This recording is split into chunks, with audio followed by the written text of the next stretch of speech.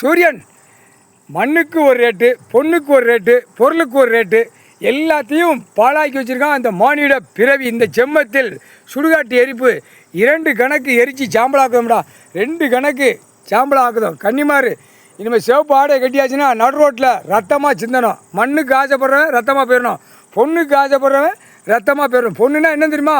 பொண்ணுன்னா அவன் சோடி தவிர சோடியோடு போயிரு. இப்போ நீங்கள் சோடி சேர்ந்துட்டீங்க, சோடியோட ஒழுங்காக போகணும். பொண்ணுக்கு அந்த பேப்பரை வச்சு பொண்ணாக அமைச்சு ஆட்டு தான். 2 கணக்கு முடிஞ்சு வச்சா பொருள் தங்கமாக வாங்கி பிஸ்கட்டை வாங்கி பூரா டன்னாக ஏற்றி அப்படியே விரித்து ஆடுதான். அப்போ நீங்கள் சிவப்பாடையை கட்டிட்டீங்கன்னா கன்னிமாரு சோடியை எல்லாமே சிவப்பாடை ரத்தமாக சிந்தனம். இதுதான் கணக்கு. சுடுகாட்டு எரிப்பு மண் எரிச்சாச்சு, பொண்ணு எரிச்சாச்சு, பொருள் எரிச்சாச்சுடா. பொருள் 3 வச்சு ஆடுதான்ல எரிச்சாச்சுடா. மானிட பேல நிலநடுக்கம் காற்று புயல் வரல அப்படியே ஓரமாக ஒடுங்கி போய் கிடப்பான் ஆணும் பெண்ணும்.